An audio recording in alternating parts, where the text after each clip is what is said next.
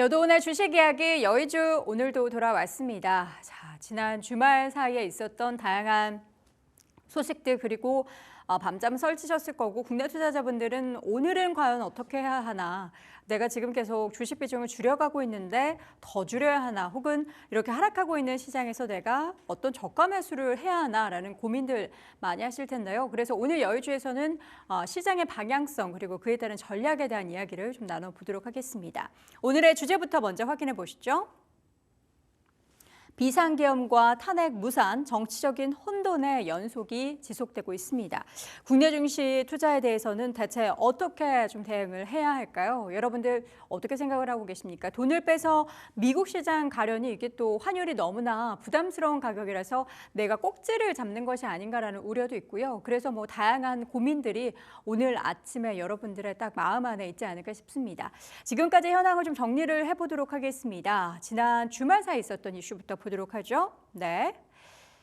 외국인의 자금 이탈이 계속해서 지속되고 있습니다. 지난주에도 그랬고요. 이번 주에도 더욱더 이어질 것이다라는 평가 속에서 남아있는 국장 투자자들의 포트폴리오는 미국 속으로 빠져들고 있습니다. 정치적인 불확실성 12월 3일이 처음에 불거졌죠. 2,500선에 있었던 지수는 계속해서 하락하고 또 하락하면서 2,400 초반까지 내려왔습니다.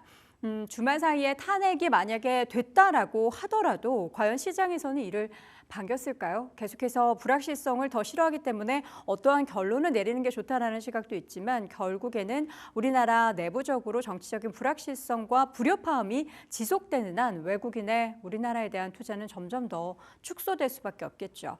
토요일이었습니다. 윤 대통령의 탄핵 소추안 표결은 결국에는 무산됐고요. 이 때문에 정치적인 불확실성이 더 올라갔다. 이번 주죠. 이번 주에 다시 한번 재탄핵을 단행을 하겠다라는 얘기가 나오고 있습니다. 금융투자업계는 탄핵 정국의 장기화가 오히려 더 우려다. 시장이 가장 싫어하는 것은 악재보다 불확실성을 더 싫어한다라는 분석을 내놓고 있습니다. 정치적인 불안 문제가 근본적인 문제 해결이 되지 않는 한 외국인의 자금 유출은 추가적으로 불가피하다. 여기에 더해서 지난주에 외국인들의 매도는 그냥 시장을 관망하는 수준이었고 적극적인 매도는 이번 주부터 더 출회될 가능성이 높기 때문에 이번 주 외국인의 자금 이탈 그리고 더해서 개인 투자자들의 자금 이탈이 얼마나 더 크게 나올지가 가장 두렵다라고 합니다. 시장은 정치 테마주 관련해서만 기승을 부리는 가운데 증권가에서는 추가 하락이 오히려 제한적일 수도 있다라는 전망도 일부 나오고 있습니다. 다음 그림 보시죠. 전체 지금 현재 시장에 상장되어 있는 종목 수 2,631개 기업입니다. 그중에서 현재 36%의 종목이 52주 신저가를 기록을 하고 있습니다. 말도 안 되는 상황이죠. 3개 기업 중에 1개 기업이 신저가라는 겁니다. 이러면 좀 위로가 될까요? 내 기업만, 내가 가지고 있는 포트폴리오에 있는 종목만 안 좋은 게 아니라 3개 기업 중에 하나만 신저가를 기록하고 있는 상황이니까 위로가 전혀 안 되네요. 시장이 가장 싫어하는 것은 불확실성. 이 가운데 글로벌 증권사 CLSA에서는 국내 주식, 그러니까 한국 주식에 대한 비중 축소 의견을 내놓으면서 원래도 비중 축소 의견이었는데 그 기간을 더 시기를 앞당겨야 한다라는 이야기가 나오고 있습니다. 우리나라에서는 K밸류업, 그러니까 금융주 정말 많이 단기적으로 하락을 했죠. 여기에 대해서 금감원장은 정치적인 내용과 상관없이 지속적으로 K밸류업을 이어나갈 것이다 라고 발언을 했습니다. 과연 이게 가능할까요? 그리고 과거의 대통령 탄핵 국면에서 증시의 방향을 살펴보면은 이러한 정치적인 불확실성으로 단기적인 노이즈와 함께 주가 하락이 나타났지만 결국에는 경기 상황이 중요했다라고 하는데요. 지난 박근혜 전 대통령 시기에 탄핵 때는 오히려 상승을 했고요. 고 노무현 전 대통령 탄핵에 대한 이야기가 나왔을 때는 시장이 하락했습니다. 근데 노 전 대통령 시기 때는 민간 소비나 설비 투자 회복이 지연되면서 경기 상황이 그리 좋지 않았습니다.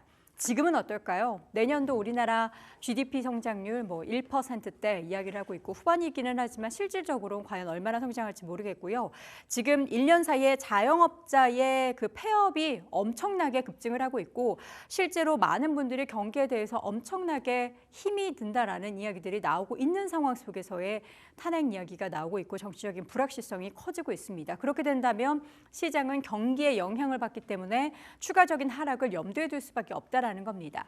그런데 이 가운데 있어서 내년도 시장까지 좀 본다면 물론 이런 정치적인 불확실성이 한순간에 끝나지 않고 장기화될 것으로 보이는 가운데 시장이 어느 정도 이러한 악재를 단기적으로 소화해내고 나서 좀 정상화 국면에 접어든다면 어떤 섹터를 바라봐야 하나라는 그런 평가 속에서 퀀트 투자로 유명한 미래에셋증권의 유명관 위원회 자료를 한번 가지고 와봤습니다. 결국에는 K 프리미엄을 기대할 수 있는 업종, 대체 불가한 그리고 다시 턴어라운드를 할 수 있는 주주 환원을 같이 하고 있는 그런 섹터를 눈여겨봐야 한다라는 이야기를 합니다. 일단 대체 불가 K 섹터로는 조선 그리고 기계 섹터 그리고 상사 자본재 쪽을 이야기를 하고 있고요. 그리고 경기와 실적 턴어라운드 쪽에서는 엔터 그리고 화장품, 의류, IT 하드웨어, 반도체 쪽을 이야기를 하고 있습니다. 주주환원 관련해서는 자동차 쪽도 함께 꼽으면서 금융도 언급이 되고 있는데요. 다음 장 이어서 정리를 해드리도록 하죠. 지금 상황 속에서 물론 지금 이 섹터들 눈에 안 들어오실 거 압니다. 그러나 한쪽에 가지고 있어야 할 그런 섹터고요. 우리가 시장이 다시 정상화되는 그 과정 속에서 어떤 종목들이 먼저 튀어오를까에 대해서는 이런 섹터를 눈여겨보셔야 한다는 겁니다. 2024년을 되돌아보지 말고 2025년에 나아가야 할 업종을 선택해야 하는데 우리나라 경기 상황은 뭐 수출 같은 경우에 계속해서 둔화 이슈가 지속될 가능성이 크고 그렇기 때문에 매출의 증가가 나타날 수 있는 기업들이 주요 차별화 요인으로 작용을 하겠다라는 겁니다.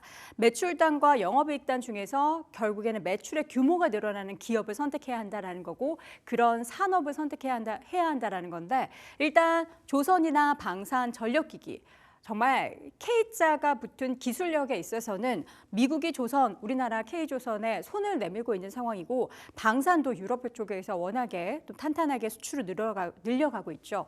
전력기기 쪽은 또 말해 뭐합니까? 관련해서는 뭐 HD현대중공업, 효성중공업, LIG 넥스원 등이 탑픽으로 꼽히고 있고요. 반도체, IT 하드웨어, 또 엔터 소비재 쪽에서는 반도체 쪽에서는 삼성전자보다는 SK하이닉스를 탑픽으로 꼽고 네이버나 SM, 코스맥스 등을 탑픽으로 꼽고 있습니다. 또 금융 같은 경우에는 KB금융을 탑픽으로 꼽는데요. 단기간에 하락률이 가장 컸었죠. 자동차 쪽에서는 또 현대차를 탑픽으로 꼽고 있기 때문에 여러분들이 지금 이 기업을 적감해서 한다라기보다는 관련해서 가장 먼저 시장의 안정화에 접어들었을 때 튀어오를 만한 섹터는 이 관련한 섹터다라는 것을 눈여겨두시고 관심 종목에 확인을 해두시면서 시장을 좀 대응하셔야 하겠습니다. 자, 2024년 차라리 좀 빨리 끝났으면 좋겠다라는 생각이 듭니다. 과연 이러한 불확실성은 언제 해소가 될지 여러분들 힘내시고요. 오늘 여의주에서는 관련한 이야기 자세하게 나눠봤습니다.